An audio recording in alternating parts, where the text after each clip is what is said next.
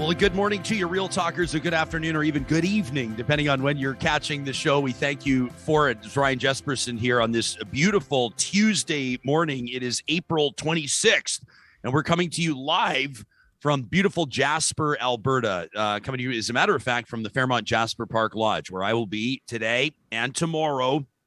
Very honored to participate in some discussion tonight at the Community Leaders Camp. You remember we told you this a couple of weeks ago. Maybe it was a few weeks ago now on our Real Talk Roundtable. We talked about building community, fostering that sense. What kills community? What brings them back? Tonight, we're going to be talking about how community members communicate with one another. And in just a second, we have an opportunity to check in with a former Alberta government minister, perhaps more relevant in the context of this conversation, the founder, the president and CEO of 13 Ways Incorporated, Doug Griffiths. You know him, the author of the best-selling 13 Ways to Kill Your Community.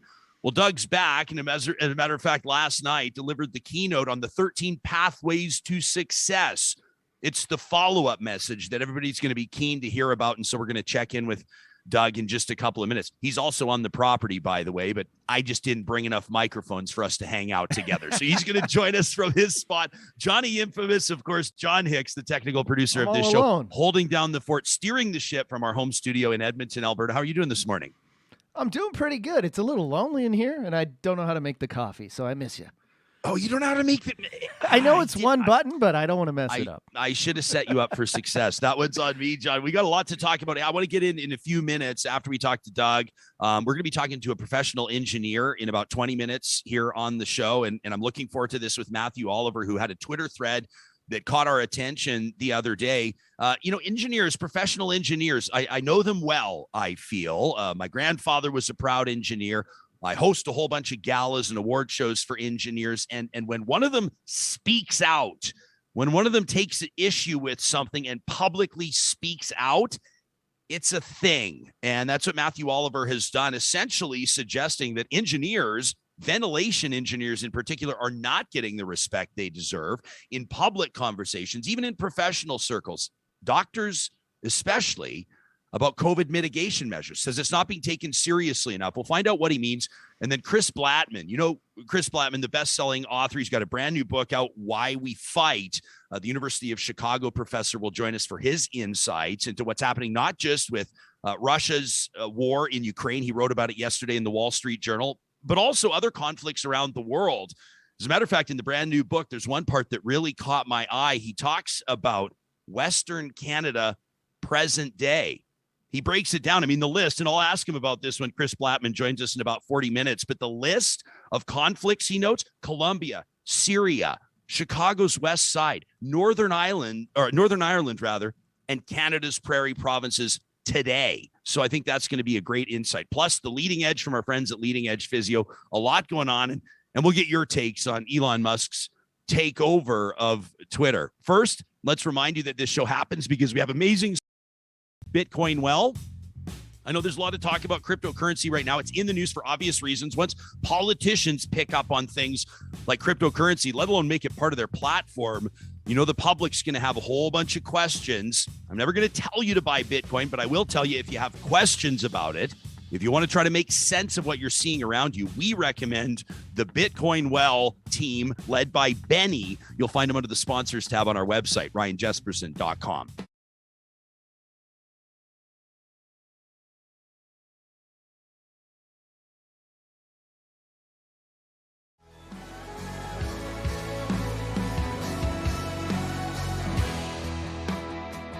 I mentioned that the Twitter purchase, Elon Musk, the Twitter purchase. I could probably come up with a better headline for a $44 billion acquisition, but pretty interesting to see the co-founder of Twitter this morning, the former CEO, Jack Dorsey, talking about the deal. Have you seen this? I haven't seen it yet. Johnny, he gets into it, and he's a big fan of the deal. As a matter of fact, Really? He says that the idea and service is all that matters to him, right? He says, I love Twitter. Twitter's the closest thing we have to a global consciousness. The idea and service is all that matters to me. I'll do whatever it takes to protect both. Twitter as a company has always been my sole issue and my biggest regret. It's been owned by Wall Street, and the ad model, taking it back from Wall Street, is the correct first step. He says, in principle, I don't believe anybody should own or run Twitter. It wants to be a public good at a protocol level, not a company. Solving the problem of it being a company, Elon is the singular solution. I trust his mission to extend the light of consciousness. Okay, that's an endorsement from Jack Dorsey, who kicked off this whole thing. I'm going to put our first guest on the spot and ask him how he feels about this. Doug Griffiths is on Twitter. You can follow him at Doug13Ways, a former Alberta government minister, a business leader. He's the founder, the president, and the CEO of 13 Ways Incorporated. Welcome to the show from, well, we're probably 300 meters away from each other right now, but I appreciate you checking in from your suite. How are you doing? I'm doing great. Yeah, it's good to see you. Hey, so you're on Twitter. Have you been paying attention to this whole Elon Musk acquisition, and does it impact whether or not you're going to be on the social media site? Well, it's hard not to pay attention to it. It's that and Johnny Depp or everything in the news these days. So it's hard not to watch it, but I don't really use Twitter for much of anything except work. And I mean, Mr. Dorsey's comments about it being a global consciousness, let's just hope that global consciousness is not a serial killer. I mean, let's hope it's more like, good old Aunt May or something. And it pulls us together instead of rips us apart. Yeah, no kidding. You're out. You did the keynote last night. Do you find that after you speak, after you get this, I don't want to say get it out of the way, but there's always that kind of nervous excitement that comes with delivering a keynote, especially when you got a bunch of engaged people there to take in what you have to say. What the morning after, how do you tell if your message landed? Well, I mean, even last night after we were talking, because it's a small group, there's about 35 people there, and people were really excited about it, and even some of the other presenters made some notes that they want to talk about too, so it connects it all together. So it was great. I'm just I'm really excited that we managed to pull all this together and that the pandemic didn't shut us down. Yeah, no kidding. It's good to be back talking to people. And of course, these are folks that are that care about their communities. And I'm sure that a lot of people that are going to be listening and paying attention to what we're talking about were people that also had an interest in your book, 13 Ways to Kill Your Community. I want to ask you about 13 Pathways to Success. Obviously, I want to ask you about the current state of conservative politics in Alberta. You've been a government minister. I mean, you had a huge, I mean, I remember some of the early interviews that you and I did. You were almost literally knee deep in water the whole time, managing crisis and Southern Alberta floods and big things. You've seen how the wheels of government turn. I'm sure you've had challenging conversations around the cabinet table. I want your assessment of conservative politics in Alberta right now. But for people that aren't familiar with the 13 ways you can kill your community, the overarching theme here is basically how communities are either thriving or dying on the vine. Yeah, well, and with 13 Ways to Kill Your Community, it even gets into the fact that I mean, there are a lot of external factors that drive whether or not communities are successful or whether or not they're going to fail. But we don't realize most of the time that it's our own approach to the problems. It's our own attitude that winds up sabotaging our success. So I hear people all the time say, well, we're going to put it in our strategic plan. We're going to get more youth engaged. And then 4 years goes by and they pull the plan down off the shelf and they look at it and realize nobody did anything. And they all stare at each other and say, well, I thought you were going to do something. And nothing changes. And not only that, in the meantime, they spent those 4 years saying, well, there's no hope and there's no future here. And young people need to go somewhere else in order to have the opportunities. And why would they want to set up a business here, invest here, or stay here? And they're the same people that want to keep youth or give them a reason to come home. But then in the same breath, subconsciously, whether they realize they're doing it or not, they're sabotaging their own success by driving young people out. And that's part of the reason why communities suffer. They don't adapt to change and they sabotage their own success. And so that's what we do. We help them change that perspective. I feel like I had maybe a bit of a case study. I'm not going to name any names, but on the drive out here from Edmonton to Jasper yesterday evening, and passing through or by different communities. And there's different factors at play, like proximity to the big urban centers or proximity to lakes or the cost of real estate or how local industry is thriving or not, I'm sure. But you can see communities that get it, or that are at least following a model that appears to be working, evidenced by things like infrastructure improvements. And sometimes you're at the whim of government, don't you know? Things like building out of new neighborhoods. And you can see the signs of a community that's thriving, or a community that has sort of a confidence or a swagger about it. And then unfortunately, you pass through or nearby other communities and you just kind of look around and go, I wonder how much longer they're going to be able to roll like this. It just doesn't at first glance, and maybe I'm the jerk that's just rolling through, but at first glance, I'm not 100% convinced if I got an offer to move my family out to this community that I'd do it. Yeah, I know that's what the book is about, because I mean, number one, beautification. I mean, we're attracted to aesthetically pleasing things, and there are communities that say, oh, that's so superficial. Yet, when you're driving by or driving through, that aesthetics, that first impression, lets people know whether or not you believe in yourself and whether you're going to invest in your own community. And people look at me and go, no, that's still superficial. But is it? Because if you're giving the impression you're dying, then you're going to die. And that's why we've got to get over some of these myths that everything is beyond our control. And that's actually why I started this new presentation and working on a book, 13 Pathways to Success, because most communities can do something. They don't need to have a lake. They don't need to have a major industry. They just need to find the one thing that they're really good at and focus on being really good at it. Just like people. We're not all perfect, but we're all really good at something. How does a community determine or discern what it's really good at, or where its strengths are at, or where maybe the most potential lies? Like, is there one formula that if you're, in the middle of Saskatchewan, or if you're a suburb of Toronto, or if you're halfway around the world, that you can follow, or does it have to be kind of case or regionally specific? It's not even regionally specific. It is so nuanced that there is no formula for it. And I emphasize that all the time, because communities go through and do a strategic plan, with a vision statement that reads like everybody else's, and some values like, integrity. I don't know what that has to do with strategy. And my grandpa always used to say, anyone who tells you they're not a liar is a liar. Not because we're all liars, but because we project on others what we know about ourselves. That's all we really know. So why would you bother putting integrity in a strategic plan? Just live it. So real strategy is getting down to what makes you unique. And there's a community I often talk about in Ontario that we went to, and they were doing what everybody else says you're supposed to do, and created a generic strategic plan. And when we went through and did an assessment of the community to really find what makes it unique, they had a significant Polish population, and they discovered that a lot of those people moved to Toronto, and then they moved out to this community, started their own businesses. And it was a connection back to Poland and the Eastern Poland, specifically where these communities were. And they attracted a bunch of new entrepreneurs from Poland, and their entire Main Street had a rejuvenation. It was a rebirth. So, it's not even about where you're from, region specific or nuanced. It is really getting down to the heart and soul about what makes your community unique, and then leveraging that. You would have obviously, I think, had an opportunity to glean much of your perspective through your tenure as Alberta's Minister of Municipal Affairs under Premier Alison Redford at the time, about 10 years ago now. Now, there's a lot of stuff that would probably, quite frankly, bore a lot of people with regards to how relationships work between the province and municipalities, and how oftentimes provincial governments are trying to get the feds to kick in on big infrastructure projects, that kind of a thing. It's also not insignificant in the context of relationships.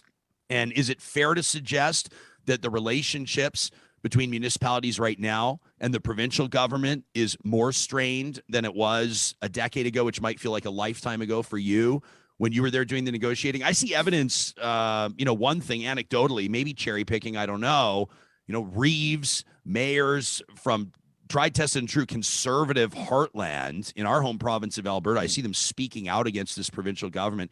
You didn't used to see that as much. What do you notice about it?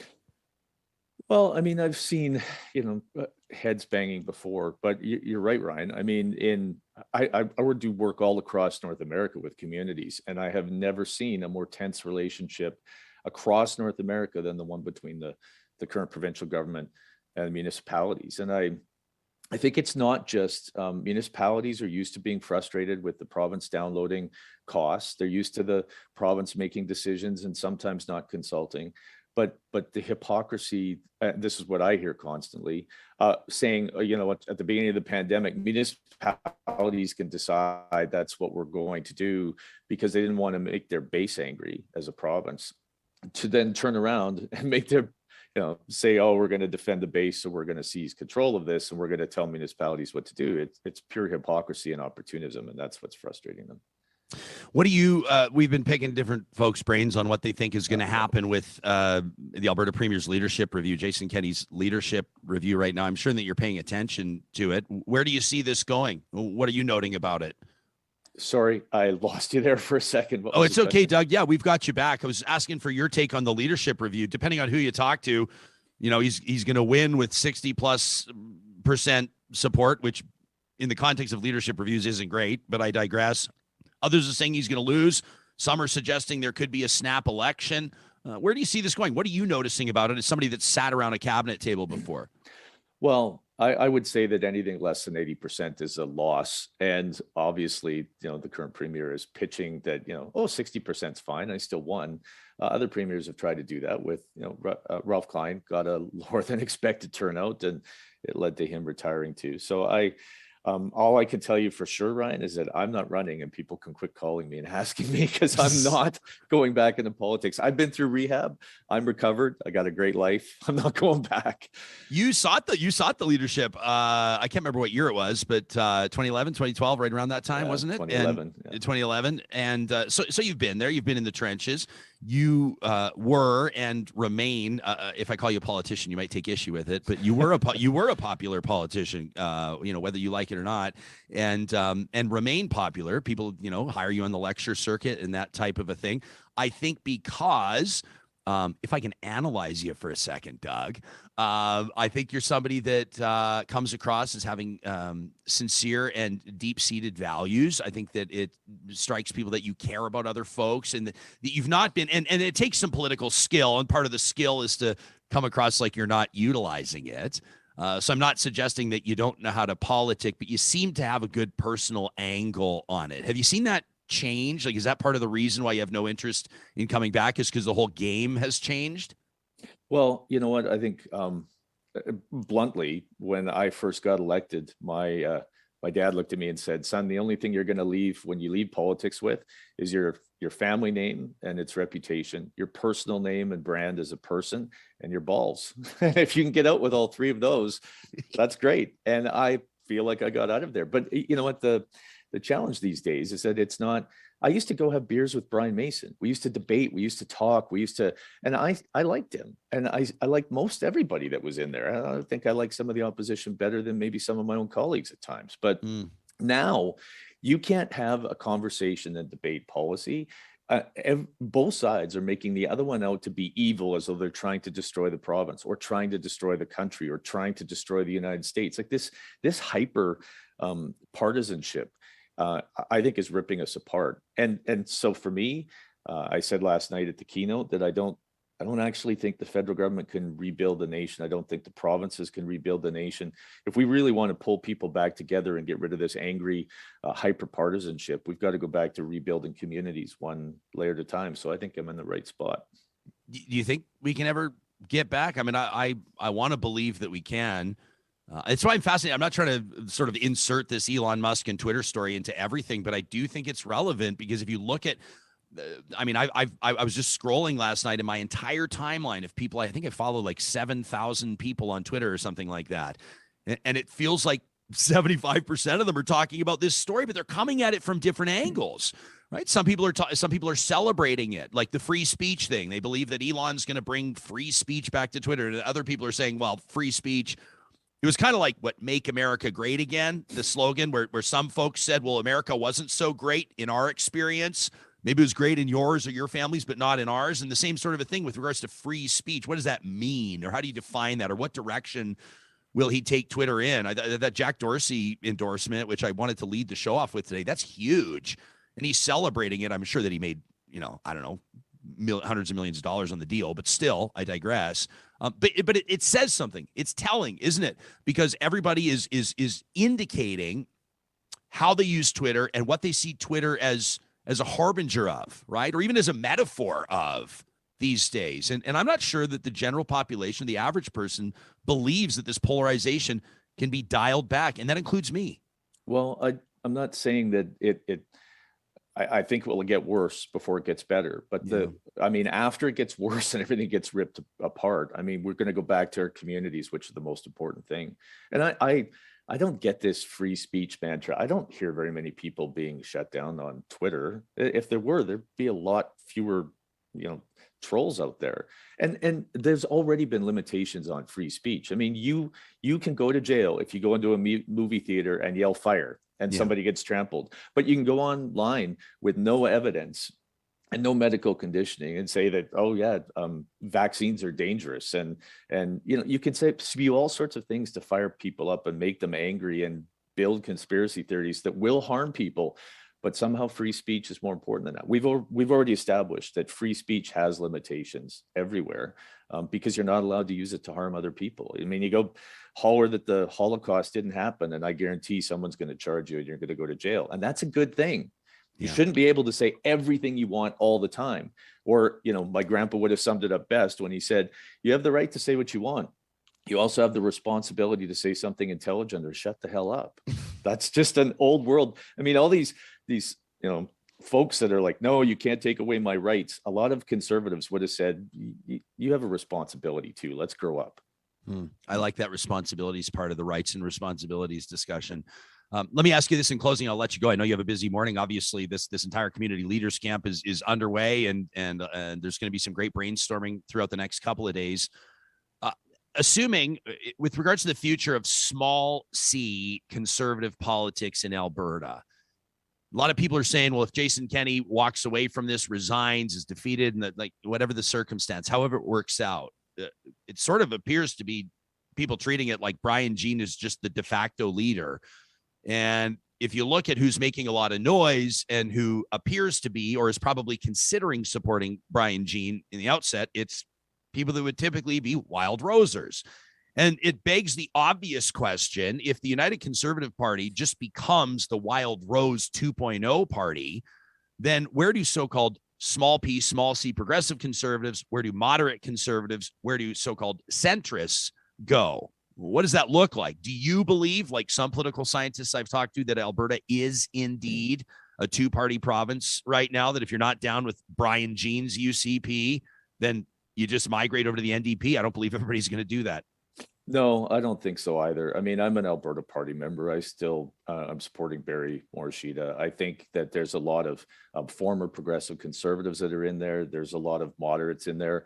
I think the philosophy there is that we want pragmatic solutions to real world problems. And I don't think the two-party state has worked very well. I mean, it has caused greater and greater polarization in the United States, to the point where, Democrats and Republicans call each other evil, and that's how they fundraise. And and meanwhile, solutions are in the middle. So I hope we're not a two-party state, and I'll continue to be an Alberta Party member and fundraise for them and encourage others to do the same. We need modern solutions to real world problems, not ideology. That we can't make the world fit into what we philosophically want to believe. We need to deal with real situations. And the two-party state system on the extremes are trying to make the world into something that it's not. And what we need is to make sure Alberta's prosperous and successful. So we need moderation and good ideas, and that's usually found in the middle. How many times has Barry Morishita asked you to run as a candidate for the Alberta Party? Well, a lot, but he's quite relentless, actually. But I've told him, no, I'll help with getting candidates and stuff. Well, I might have said one time, a long time ago, when we were having a beer, that, if he really needed me to, I might consider it. But yeah, I shouldn't have said that. Yeah, well, the former Minister of Municipal Affairs says, if you really need me, I'll be willing to do it. Well, what do you think, man? Well, I met Barry for a beer, I don't know what it was, a week or two ago, and the guy is putting on miles. Like, that he is all over the place. I think actually, I've been to every province or every town in this province except for one. And I think he's been to every single one now as president of AUMA, or now AM or MA. He's been everywhere. He's just a common sense guy who listens a lot. And I think that's a great place to start. So what's the one Alberta town you've not been to? I don't want to hurt their feelings. No, you have to say. You have to say. It's Bowden. And I am a huge fan of the mayor and council, and it's right on Highway 2, but it is the only community in Alberta I have never actually been to yet. So I keep promising the mayor I'm going to make that up and stop in, but maybe he doesn't want me. I keep saying I'm going to cut you loose. We have our next guest in the bullpen ready to rock, but I have to ask you this question. You're an expert on community branding and marketing and community cohesiveness and community strategy. If you were, or when you swing by Bowden and sit down with their mayor, and I'm sure what's a great council, do you point out the obvious to them that everybody thinks it's just a prison town? Is that a problem for Bowden? It obviously employs a ton of people. Is that a problem or is that a good thing? It's neither here nor there. It's what you're going to do with it and how you leverage it. So, the first thing I would talk about is what are they known for? What do they want to be known for? And what do they have for assets? So I know the Bowden Penitentiary would be one of those assets because it creates jobs, but what else do they want to be known for? And that's where we would start. Good stuff. That's Doug Griffiths, president and CEO of 13 Ways Incorporated. Thanks for doing this, Doug. It's good to get you on the show. Thanks, Ryan. Yeah, you bet. You remember we tried to talk to Doug. It was a couple of weeks ago on that roundtable talking about building community. And I'm trying to remember. He was somewhere in North Carolina or something like that and did his best to join us, but had a connection issue. And we vowed we would get him back. And so here he is checking in live from the Community Leaders Camp at the Fairmont Jasper Park Lodge, which is where we are as well, broadcasting live. In just a second, I'm looking forward to checking in with a professional engineer who's essentially, and I'll let him put it in his words, but he's essentially saying that his profession's not getting enough respect when we talk about COVID mitigation measures. We're going to talk about ventilation and airborne aerosol and all the rest from a guy who understands it and has had a long career in this field. But first, of course, we want to let you know that this show happens because we have the support of amazing sponsors like St. Albert and Sherwood Dodge. Now's a great time to take a look at your family's ride or what you're going to be heading into the summer with. Maybe you're pulling a boat. Maybe you hope to do a little camping. Maybe you just need more room for the golf clubs in the back. You won't find a better selection of the 2022 Jeep Grand Cherokee anywhere else than you will at Sherwood and St. Albert Dodge. They can obviously combine their inventories, right? So if you're shopping at one dealership and you don't find that perfect fit, there's a very good chance they're going to be able to track it down for you. You can find them and browse online under the sponsors tab on our website, ryanjesperson.com. It's also a great time of year to start thinking about your outdoor spaces. You take a look at your front yard and you think, gosh, I could stand to be more inspired. You take a look at your backyard and you think, man, this space could really be brought to life. That's what the team at Eden Landscaping has been doing for more than 20 years, still family owned. Ask them about their new urban butterfly approach. They're eliminating the need for lawnmowers and helping out those pollinators. You know what I'm talking about. You want to see more bees in your yard? You want to see more native grasses? Check out Eden Landscaping at landscapeedmonton.ca. And our friends at the Dairy Queens of Northwest Edmonton and Sherwood Park want to remind you it's always blizzard season, including some of the special features out right now, including the Very Cherry Chip Blizzard, the Nestle Drumstick with Peanuts Blizzard. That's the next one on my to-do list. And the Cotton Candy Blizzard that Johnny and I both couldn't stop talking about the other day. You'll find those at the Dairy Queens in Palisades, Nemeo, Newcastle, Westmount, and Baseline Roads. Well, before we get to our next guest, I want to tee up a Twitter thread that he put out the other day, Matthew Oliver, and let me introduce you. Let me sort of give you his credentials first. He's a longtime engineer. As a matter of fact, he's been practicing engineering for more than 30 years, including the aerospace, computer, and microwave disciplines. He's got expertise in the regulation of the professions, assessing legal and engineering causation and accident investigation. The guy's done it all. He's a veteran and a citizen of the Métis Nation. And here's what he tweeted just the other day. This is what caught our attention. He said, I've not seen a single engineer or aerosol scientist that's making asinine statements like, stop wasting time on vaccines. We only need ventilation and filtration.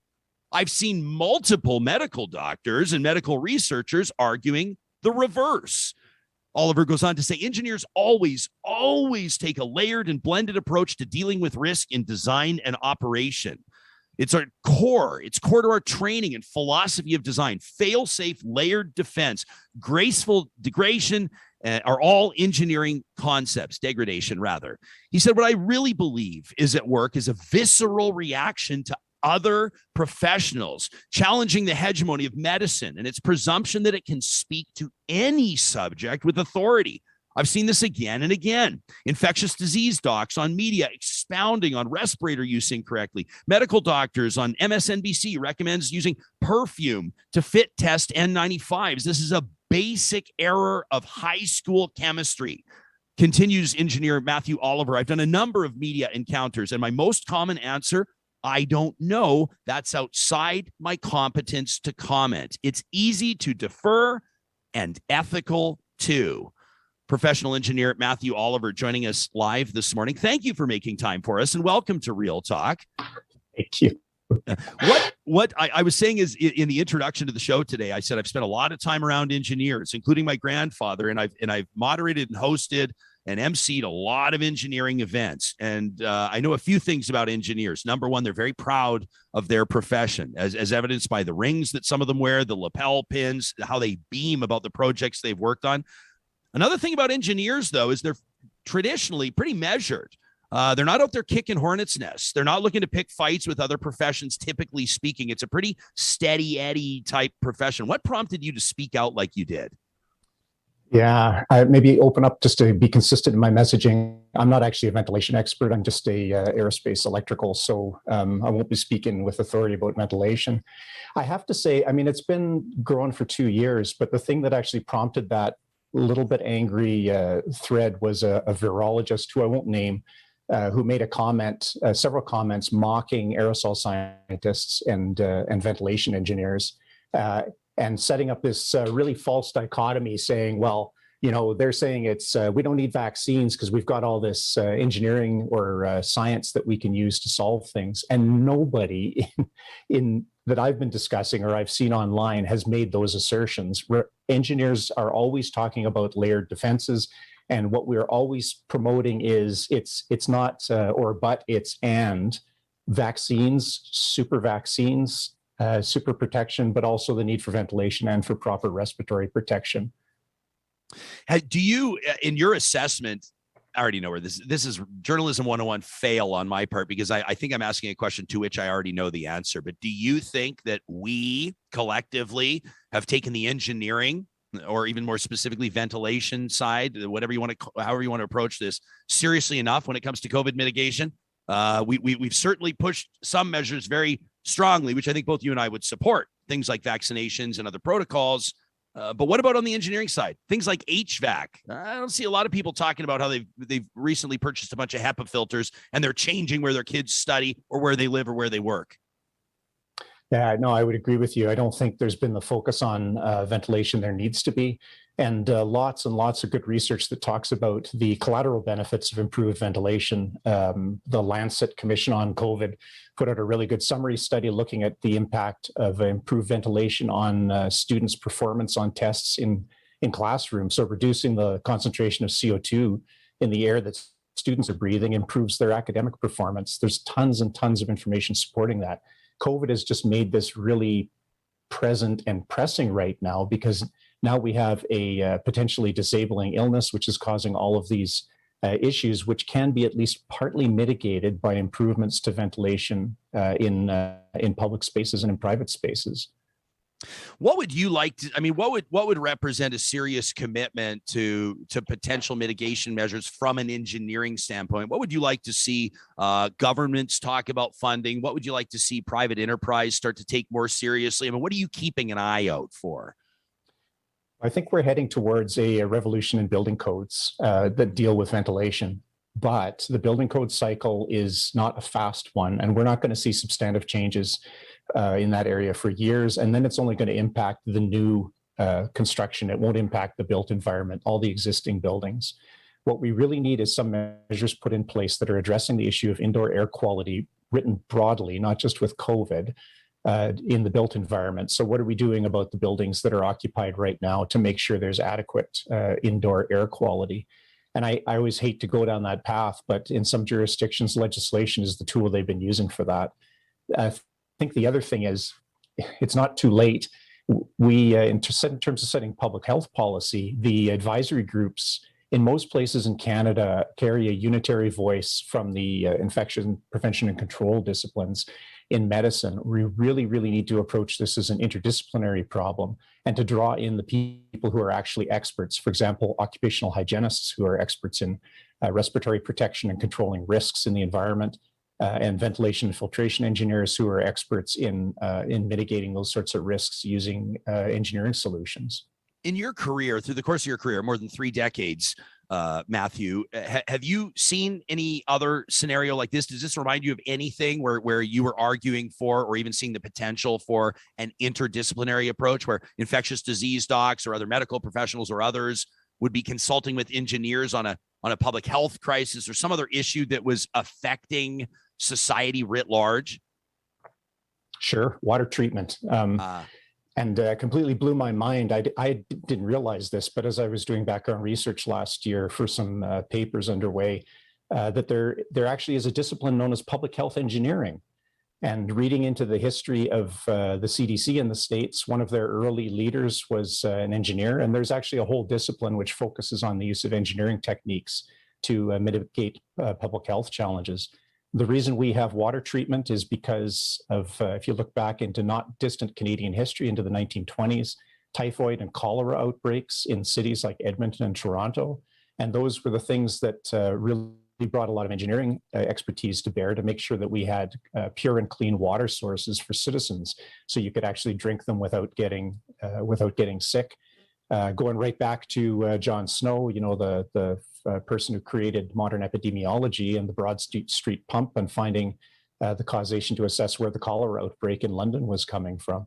So this public health engineering discipline is an interdisciplinary one that mixes medicine and engineering know-how in interdisciplinary teams involving both medical experts and engineering experts. So that's a fine example of how that's worked in the past.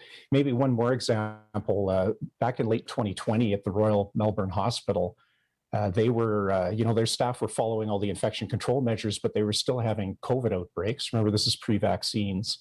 And they didn't know what was going on. So they decided to partner with the local engineering department at their local university, brought them in to do some airflow studies in the hospital wards. And what did they discover? Their assumption of well-ventilated hospital rooms, they actually discovered that net airflow was from the patient rooms out to the nursing stations, where the nurses were sitting unmasked because they thought they were safe there. And they changed the setup of the ventilation system so that they would have more safety for staff, and the infection rates dropped way off. So a perfect example of how those interdisciplinary approaches can have immediate impact on people. Matthew, just in closing, I know that I'm about to say something pretty obvious here, but I was watching the news last night and I noticed that I guess it sort of flew under my radar, no pun intended, but the United States has essentially lifted mask mandates on airplanes. And in Canada, public transit is sort of like one of the last, what do you want to call it, the bastions of the mask mandates. And it sort of got me thinking, I never really thought about air quality before, really. I mean, it's wild for me to think that up into the, I don't know what, early 1980s, we're smoking cigarettes on airplanes. But I thought, you know what, I don't even know. And I'm kind of like middle of the road when it comes to where I'm wearing masks and where I'm not. I'm trying to do the right thing all the time. And also I'm sort of enjoying some easing back into normal. And I know that might push some people's buttons. And I welcome that robust discussion. But I thought, one area or one place I think I'm still going to keep wearing masks is airplanes, because the more I think about it, the more I realize the big metal tube with 300 people in it is quite frankly kind of disgusting. But when we think about our workplaces and our homes and even things like changing our furnace filters, I mean, COVID, one lasting impact I think will be that we didn't spend much time, at least I didn't, thinking about the quality of the air that we're breathing 24 hours a day. Yeah, I think that's one of the great lessons learned out of the pandemic, is there is going to be this renewed focus on indoor air quality. And COVID's the presenting issue, but really we're talking about something quite more broad, which is particulate contamination inside homes and workplaces. I have an air filter that measures PM 2.5, the really fine particulates, and discovered that when you're cooking, if you don't have the hood fan on, suddenly my PM 2.5 goes from 1 to 3 up to 700 to 1,000. So just the act of doing something simple you do every day can dramatically impact indoor air quality. But the fact that we're thinking about it now and monitoring it means that we always turn the range hood fan on before we cook now to make sure we're not exposing ourselves to those particulates. So I agree with you. I think this is one of the benefits coming out of this, will be a lasting focus on indoor air quality. Matthew Oliver, a professional engineer for more than 35 years, chief regulatory officer of APEGA, the Association of Professional Engineers and Geoscientists of Alberta, deputy registrar, an expert in a whole bunch of fields. Appreciate your availability today, Matthew. Thanks for this. Thank you. A great conversation. And let us know what you think about what you're hearing here on the show. Talk@ryanjesperson.com is where you can send us an email. Have you made drastic or dramatic changes? Hey, so you see there, John Hickson, he's busy in the studio. He's in our home studio in Edmonton. John, take the hand that you're using to wave and just point to your left, and you can show people that big cream-colored unit, the air filtration unit right beside your table, the big thing right by your knee there. That's a small addition or a small step that we took in our studio, but that thing can really move the air. Now, it doesn't prevent COVID. Nobody thinks that, but that was a small step we took when we said, you know what? This conversation about air quality is a good one that demands more of our attention. I don't think people are having it. What steps have you taken in your life to address air quality concerns? And was it prompted by COVID-19? We'd love to hear your emails. We'll get to those in future shows. We got author Chris Blattman coming up in just a second. Why We Fight, his brand new book that everybody's talking about. He had a great piece in the Wall Street Journal yesterday. We'll get into it with the professor at the University of Chicago. Want to let you know, quick heads up, if you're tuning in from the province of Alberta, one of the 16 communities that has a Friesen Brothers, that there's a big day. There's a big day coming up tomorrow. And we want to make sure that you don't miss the boat on this one. You can find all the details at friesen.com. It is National Prime Rib Day tomorrow. I am sounding the alarm. Hey, get some fresh horseradish, some beautifully, some just gravy, mashed potatoes, National Prime Rib Day. You can check out the details at friesen.com. Alberta grown, Alberta owned for more than 65 years. Park Power wants your business, and they want to compete for it right now. An opportunity for you to compare rates with internet, electricity, and natural gas online at parkpower.ca. Now, don't forget, when you take your business to Park Power across the province, your friendly local utilities provider, the promo code 2022-Real Talk gets you $70 off your first bill. They're basically going to buy you dinner. $70 off your first bill with the promo code 2022-Real Talk at parkpower.ca.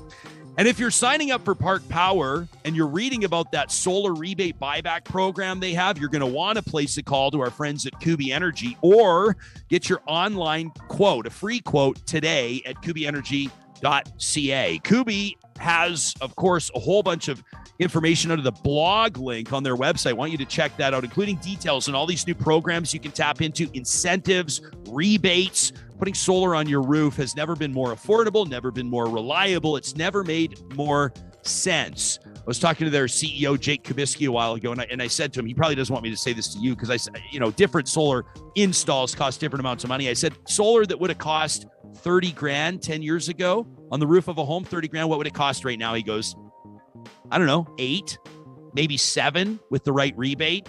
Costs are coming down. kubienergy.ca is where you can get your free quote today. Well, our next guest is an authority on not just war, but how we get there. Chris Blattman is the Ramlee E. Pearson Professor of Global Conflict Studies at the University of Chicago's Pearson Institute and Harris Public Policy. He's an economist and political scientist who studies violence, crime, and underdevelopment. His most recent book is Why We Fight, The Roots of War and the Paths to Peace. Chris, welcome to Real Talk, and thanks for making time for us today. Congratulations on the new book. Thank you. Thanks for having me. Yeah. How does somebody become an expert in the field of not just why we fight, but why conflict's maybe not always bad until it leads to war? I mean, what sort of spurred your interest in this area of study? So in my case, it was by accident. I'd been working on poverty alleviation in East Africa, and 2 con men stole my laptop. Found myself in an internet cafe waiting 10 minutes for an email to load, and I met a woman next to me who was working in a conflict in northern Uganda, which was the country next door. And so I followed her there for love, and we've been married for 15 years. We've now been working together on conflict for a very long time. But when I was there, I met people who, their children had been abducted and conscripted. The government had pushed off their land. Just some of the worst imaginable stories that I don't even like to repeat. And I think that just made everything else I worked on sort of fade in importance. And I decided I just wanted to try to figure out why this was happening and how to stop it. I appreciate your publicist passing along a copy of the book ahead of time, and I had a chance to get into it. And one of the things that really jumped off the page to me, maybe I wasn't expecting it, but you assert that we exaggerate how much we fight. You know, we're in a world full of conflict, and we see evidence all around us. Where do you see the exaggeration? What do you think prompts it, and how does that impact our dialogue, or ultimately sometimes where this conflict goes? Right. I mean, like a doctor, we have to pay attention to the critically ill, but we also don't want doctors to think that everybody in the world is sick, and and to forget that the normal state of humanity is health. So likewise, I don't want us to forget that most of the time think we're peaceful. 2 weeks into this invasion, and because it seems like a strange time to make this argument, but 2 weeks into this invasion of Ukraine by Russia, India accidentally lobbed a cruise missile at Pakistan, and Common sued. And people wrote articles about that, but most of us didn't notice them or read them. I myself only stumbled across it by accident. And so this is happening all the time. The other way to look at this is, Putin's been trying to co-opt Ukraine for 20 years. He's tried every other means possible: assassinations, dark money, propaganda, support for separatists. He did everything possible to avoid this costliest and worst of options. Now, eventually he used it, right? But he worked so hard to avoid it for so long because it is really the worst of our options.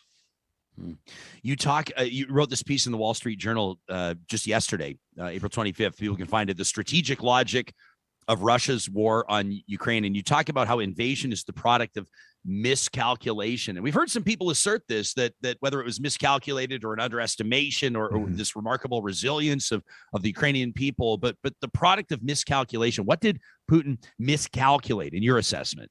So it's clear that he misjudged. Listen, my point is actually that some people, when they say miscalculated, they said that he was isolated, he's overconfident, he underestimated the cost. And I think all of those things are true to an extent. But another way to think about this is actually just how one reacts under profound uncertainty, right? Think about how many of these things were uncertain 2 or 3 months ago. The pluckiness and the bravery of Ukrainians, the Western unity on sanctions, not to mention the capacities of the Russian military. And so war also becomes a gamble when it's possible to actually not underestimate because you're wrong, you're biased, you're isolated, but actually get it wrong because of the fundamental uncertainty of the situation. And so that's just one of sort of 3 more strategic logics that don't demonize. Listen, let's demonize Putin for his cold and calculated logic and incentives, not because we're going to underestimate him and misperceive him as some sort of befuddled, isolated, crazy person. Did you happen to see the former Canadian federal minister and diplomat, the shot across the bow? Did you see Chris Alexander's criticism of your editorial in the Washington Post yesterday? I did. We actually engaged and I think had a productive discussion. I think he was attributing to me an idea that somehow to say something is strategic is to sort of say it's acceptable and that we should tolerate it. And that's not true, right? Like a criminal can be strategic, right? A criminal can sort of be self-interested. And actually something that's self-interested and calculating to me is actually more evil than someone who's deluded by ideology or by mistakes. And so I think, but when people see strategic logic, they think, oh, this is permissible. And that's definitely not true.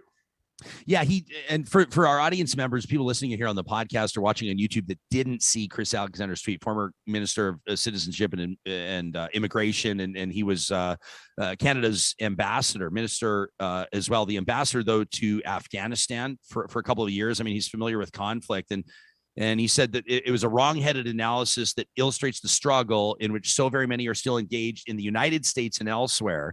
And it's going to catch anybody's attention when a former Canadian federal minister starts characterizing American perspectives. People notice, right? He says, to explain the admiration and respect they wrongly accorded to Putin for so long.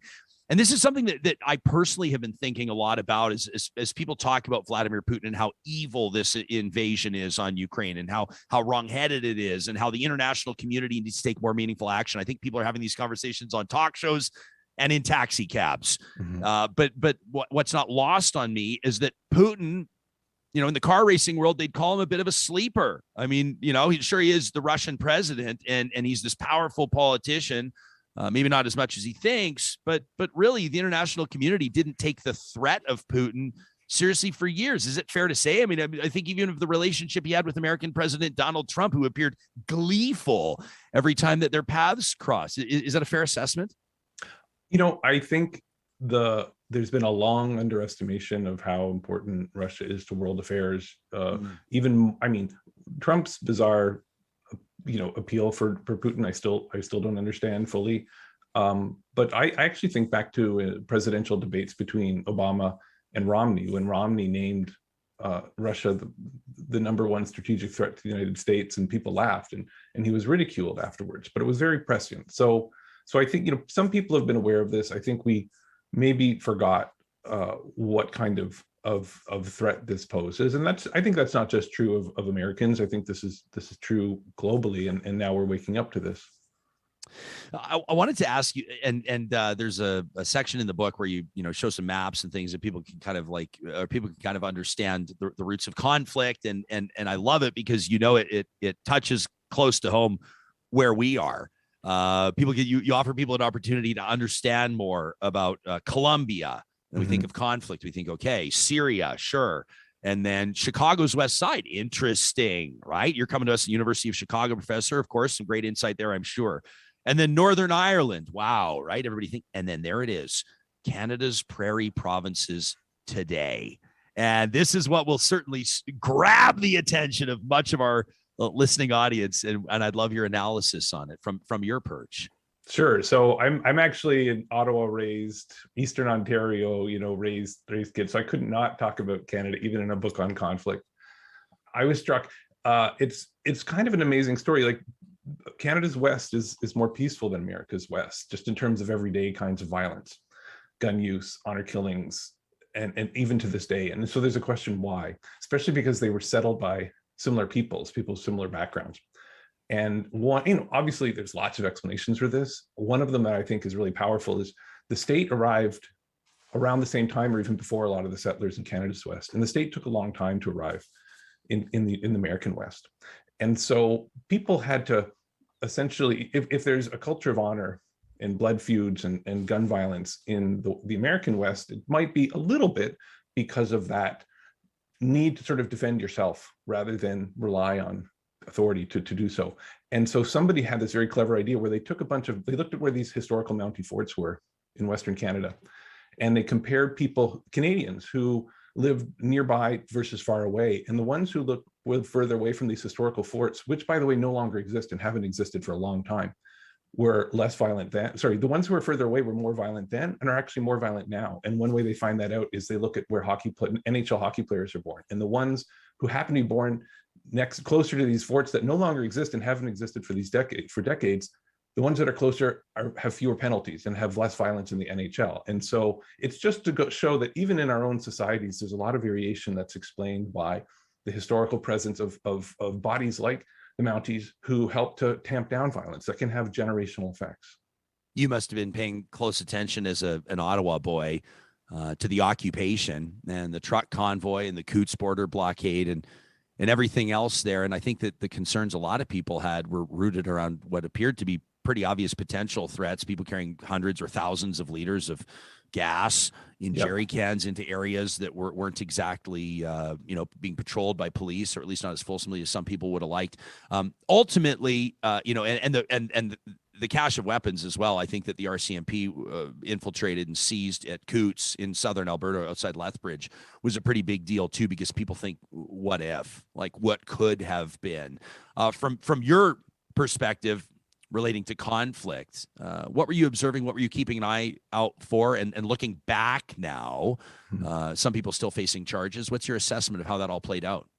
So let me point to one of the cases you mentioned, which is Northern Ireland, where often the state responds to this kind of, because it's hard to know who's going to rough things up, who threw that firebomb, who threw that rock. And so they'd go and rather than being targeted, they'd go and they'd round up 30 boys from the area who may or may not have been related to this incident at all, beat them up, throw them in jail. Maybe somebody would get killed. And it was that kind of untargeted and that kind of untargeted violence that struck people as so unjust and led them to essentially get angry and fight back. And it led to these cycles of vengeance and retaliation, where each side misunderstands the other. And whether it's the American FBI hyper-targeting extreme right-wing militias and terrorists, or whether it's this very targeted approach that you've just described in Canada, where it's not the rounding up of a bunch of innocent people and it's not the broad persecution, but it's really targeted, strikes me as exactly the right response. Also, like I think the Ottawa police got a lot of criticism for their tolerance.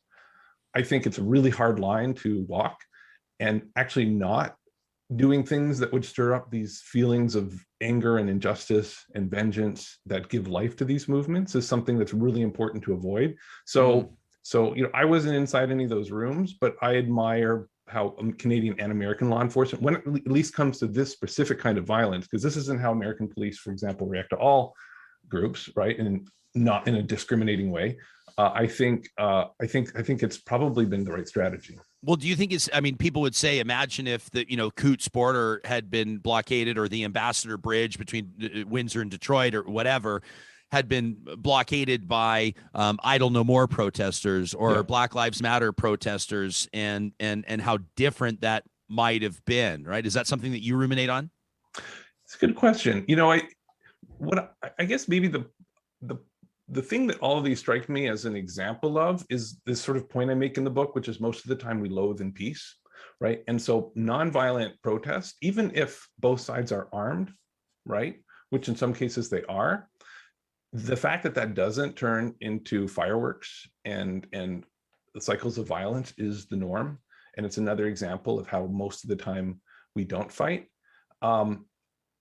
As for what is the right way if you're a police chief to deal with someone who's blocking a bridge, whether it's Black Lives Matter or, right-wing extremists or anti-vaxxers or whatever, that's an almost unwinnable situation, right? Yeah. And so you just have to try not to actually let it spin out of control.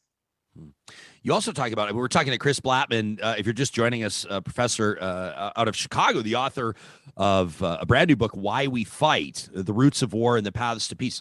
To be fair, you also talk about why we don't fight. And this is something that I wondered, is this something that people can apply to the family dinner table all the way up to international diplomacy? Are there sort of these common threads that you've identified?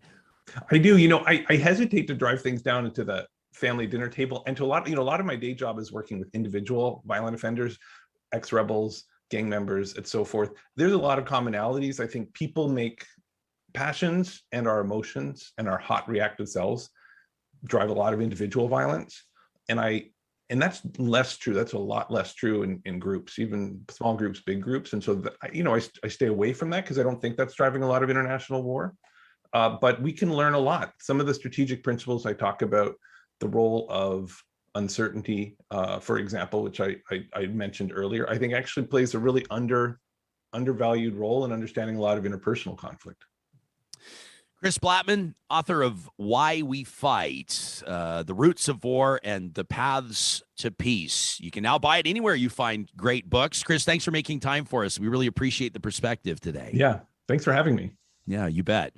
I encourage you to check that book out. A lot of people are talking about it, and pretty interesting. I saw that, by the way, the Clooney Foundation tweeting today. Yeah, that Clooney, George Clooney, tweeting today an endorsement of the book by Blattman. The book chronicles how George and co-founder John Prendergast decided to fight for justice. From the Clooney Foundation. So it's a book that's certainly tapped into helping people understand what drives involvement, what drives advocacy, what drives, and even all the way up to the highest levels right now. Of course, in the context, and we mentioned Chris's piece in the Wall Street Journal, the context of Russia's attack, Russia's war in Ukraine, this stuff starts to make sense. But I love that he brings it back home, and what a fascinating study into Canada's prairie provinces and the association of where forts were to how often or how violent NHL hockey players become coming out of those communities. Isn't this the type? This is the type of stuff that really catches my attention, and I truly recommend the book. It's a good one. You can learn more on his website at chrisblattman.com. Every Tuesday, our friends at Leading Edge Physio give us an opportunity to take a look at a group or a person or an entity that's restoring faith in humanity, that's doing something innovative, that's changing the game. We call it the Leading Edge. And in this week's edition of The Leading Edge, we focus on the launch, and we celebrate it, the Distinguished Visiting Artist in Country Music program at MacEwan University. Just last week, they kicked it off with a big fundraising gala. They called it Country in the Heart of the City. I love it. Now, here's where the innovation comes in. The program is the very first university program of its kind in the entire country.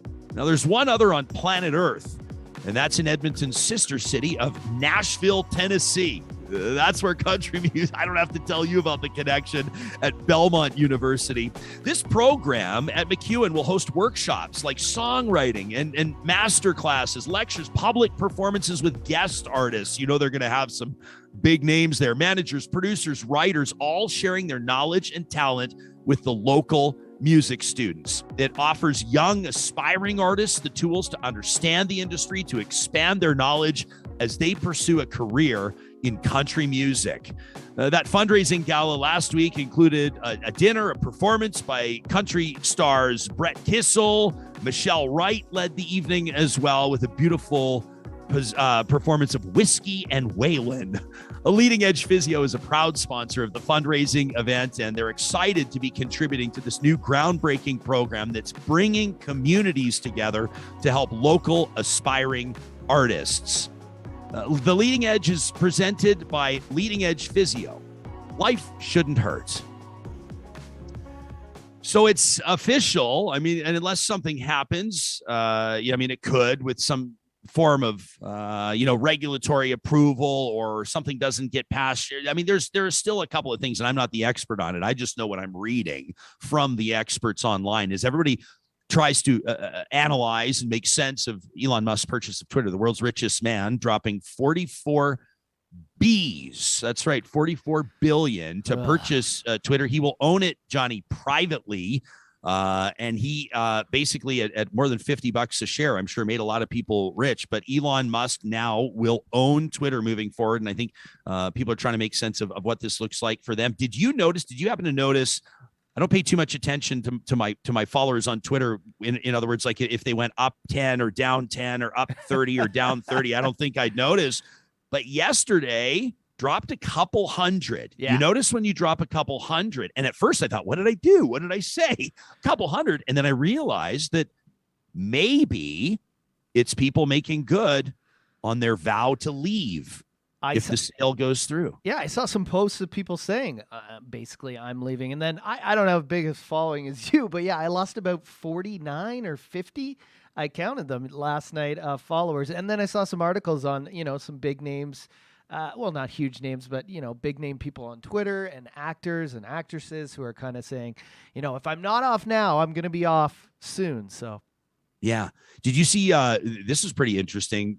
She's CBC News chief political correspondent, Rosemary Barton says that she's out on Twitter, which is pretty interesting, just considering how Twitter is used 100% in the news industry and how her, there's a big promotion engine behind Rosie and behind the shows that she hosts, but at the same time, for her to eliminate that from sharing her content, from gleaning, we use Twitter to understand where people are at, how people feel about our content, who they'd like to hear on the show, to reach out to people to come on the show. 100%. And I thought that was a pretty big step in an interesting direction from Rosemary Barton. That's just one example. We asked you, Real Talkers, yesterday, an unofficial, unscientific Twitter poll. How will Elon Musk's pending purchase of Twitter affect your use of or your perception of the social network? And I appreciate the 1,724 people that voted.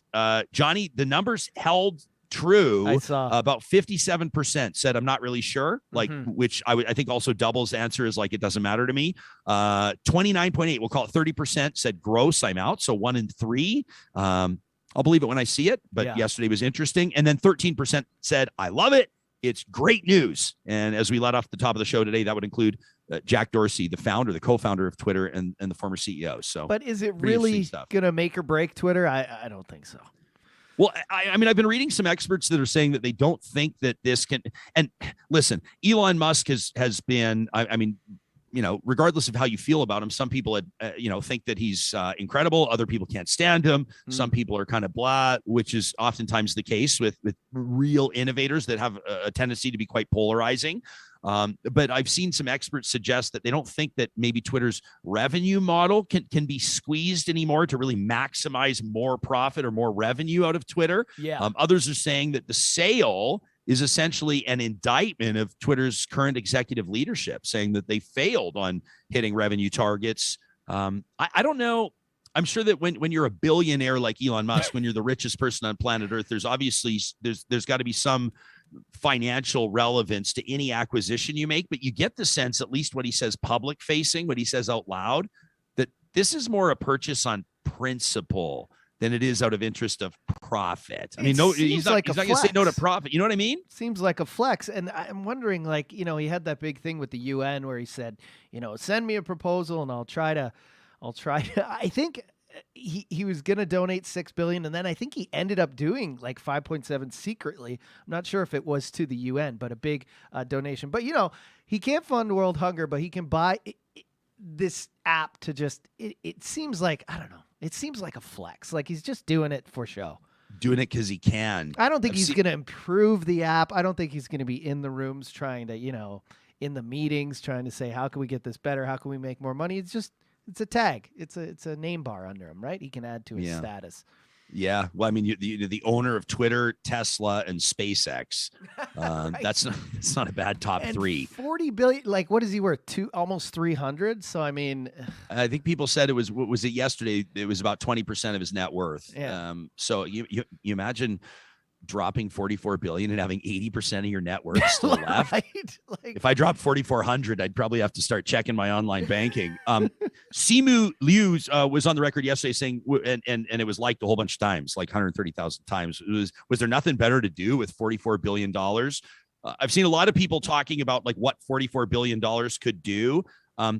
I do think, like, real talk, that's a bit of a strange way to analyze a business deal. Like, look what all that money could go to. Yeah, but we're not, you don't talk about business acquisitions and charitable donations at the same time. But when it's a billionaire that has more money than God, that could, in one fell swoop, probably solve problems like malaria killing hundreds of children every single day in Africa, which is a very real and solvable problem. And he's from South Africa, right? So. Yeah. His family is. Was he born there? He was born there. Yeah. It's because you mentioned on the show, is Twitter, and somebody just commented this on the live chat, is Twitter a springboard for president now? Because Donald Trump utilized it, right? And so I went and looked, and I saw he was born in South Africa, so he can't run. Well, and plus, The Rock is going to be the next president. So what's everybody talking? What's everybody talking about? I think it's if Dwayne Johnson ran for president, I don't know. I don't know if he wants to do that. But is there a more likable celebrity? Like, I'm talking mainstream likable. I'm not saying, if you're listening to this podcast right now that he's your automatic favorite, but Ryan Reynolds. Actually, you might be right. You imagine Ryan Reynolds as prime minister and Dwayne Johnson as president. I feel like the world would just be calm with Ryan there, and it'd be funny and lighthearted. And I just wake up every morning and be like, I can't wait to see what he's going to say today. I can't wait. I'd love to see Dwayne Johnson walking into the boardroom to meet with Vladimir Putin. That would be an interesting one. Hey, just shoulders that can't even fit through the door. But you talk about Donald Trump. That's another question that people are wondering. And Trump is kind of the ultimate example. But we talked about like Marjorie Taylor Greene yesterday, a congresswoman out of, I think, Georgia, right? And others that have been banned on Twitter, like the prominent ones, not trolls and sock accounts and people that are abusing, with 3 followers, abusing other Twitter users. But Donald Trump to be banned from Twitter for essentially what I think is assessed or assumed to be his role in stoking the flames of and essentially manifesting that January 6th insurrection in Washington, D.C. Now, he was asked about it yesterday. I think it was Fox News that got the interview, whether or not he would come back if Elon lifted his ban. And Trump said he's done with Twitter. But believe it or not, I don't know. He's got his own social network and he's got his own involvements. With regards to how he's dialoguing or how he's talking to his supporters. But I think it would send an interesting message. Twitter stock was up about 4.5% yesterday on the news that Elon Musk was buying it, which it's always interesting to see how the stock market responds. I wonder what it would do if Donald Trump came back. Yeah. I don't know. And we'll have to see. Is Elon going to try, like you said, to utilize more money? Because you said like the blueprint they got right now, they're kind of maximized. But so what does that mean? More ads and more, more. Yeah. They call it free speech, but it's going to be, you know what it's going to be. It's going to be a stream of, well, I guess we can say it on the air. Diarrhea. Yes. No, yeah, you can say that. Be, I thought it was going to be I mean, a stream is a little graphic, Johnny. It's already bad on Twitter is what I'm saying. I don't think it's going to get better. Yeah, how about this from Jill on the live chat? Says, do folks remember the early days of Facebook, like porn and rape jokes, and jokes about domestic violence? And here's where Jill hits the nail on the head. She says, advertisers didn't want to see their ads up next to that content. And if Twitter becomes a cesspool, they're going to lose it. They'll lose revenue. And she's right. We talked about that a little bit yesterday, saying that, you have to look at the culture of Twitter. Now, I don't know, people will say that Twitter had sort of leans a little bit left and tends to, this is some of the assertions I've seen. This is not my personal opinion necessarily, but that Twitter is more apt to censor conservative voices or right-wing voices. If that is the case, it'll be interesting to see how that factors into Elon Musk's ownership. And maybe, I mean, is there a corporate overhaul coming? Is there a cultural overhaul coming at Twitter? That's a big undertaking. It's different than, you buy Larry's Plumbing in beautiful Bowden, Alberta, and then you realize that the culture at that plumbing shop needs to be improved. And so you say to the 7 employees, here are the changes we're going to make. To turn around Twitter and to see how that manifests itself on the social media site and what the revenue implications are.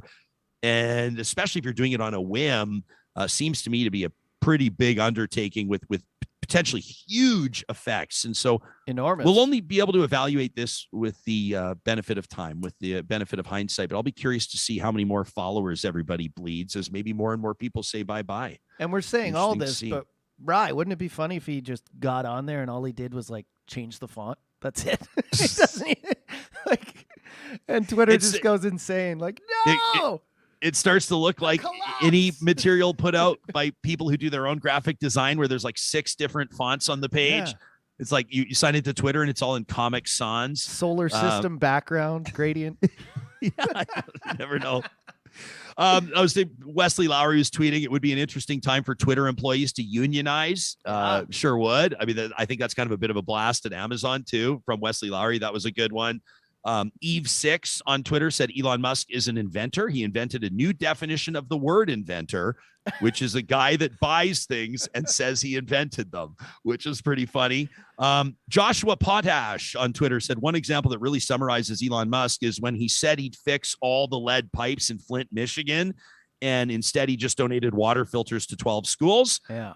There's a blast there. And I love this one from Dentist Bob. He's a local follow for us. I've never met him personally. I have to. This guy's hilarious. If you guys don't follow Retired Dent on Twitter, follow Dentist Bob. He says, quote, now you can quit Twitter and get a frickin' life. My wife, after she found out what Elon Musk did. So I thought that was good from Dentist Bob. Dentist Bob has his GAF meter after retiring from dentistry is just off the charts, and he's tweeting everything these days. He's human laughing gas. Yeah, he's huffing laughing gas. That's got to be what it is. All right. Hey, listen, we have these conversations because we have partners like Infinity Healthcare that show up every month truly caring about community. They care about community dialogue, and on a personal level, Infinity cares about your family's caregiving situation. They know that more and more Albertans are qualifying as that sandwich generation. You're doing your best to looking after your parents. They want to age in place. You're trying to look after your kids too. So there's several things that really matter: consistency of care and affordability of care. Infinity Healthcare works with you in some circumstances tirelessly to find a perfect fit for the home care solution your family seeks. If you want to make sure your mom or dad, grandma or grandpa, aunt or uncle, sibling or otherwise is taking their medication, getting the food they need, you want them to be checked in on by someone they're comfortable with, we recommend Infinity Healthcare. You can find them under the sponsors tab at ryanjesperson.com. If you're lucky enough to be heading out of town, I saw some great conversation about masks on planes in our live chat. That's a conversation we'll have to pick up in days to come. If you're heading out of town on an airplane and you want to tick off all the boxes, you want to make nothing but smart decisions as part of that travel, Jet Set Parking should be your number one move. At jetsetparking.com, you can book your spot 24 hours in advance all the way through for travel to the end of 2022. You can save by booking online. The promo code REALTALK at jetsetparking.com gets you parking for $7 a day. Nothing like coming back from a week away and owing less than $50, my friend. $7 a day, the promo code REALTALK at jetsetparking.com. And don't forget, Northwest Fest is back, Canada's longest running documentary film festival in person. Nothing but the truth. It kicks off May 5th and runs through May 15th. You can find out your ticket scenario. You can find out how you can get involved. You can learn more about the latest news about some of the documentaries being featured there by visiting their website, northwestfest.ca. Consider attending closing night, May 14th, on the Fringe, celebrating Canada's love affair with Fringe festivals, spending one full summer on the circuit, including Edmonton's world-renowned Fringe. That's the closing night film on the Fringe, May 14th at northwestfest.ca. Coming up on tomorrow's show, we're going to pick up on a lot of the stories right now that are capturing the world's attention, and a lot of that is driven by you. When you let us know how you're feeling about content here on the show, when you let us know about what you'd like to hear on the show, but you're not, it drives our process. Engagement is key to Real Talk. You know that. So hit us up today on Twitter. Hit us up at talk@ryanjesperson.com, and we'll see you again live from Jasper Wednesday morning.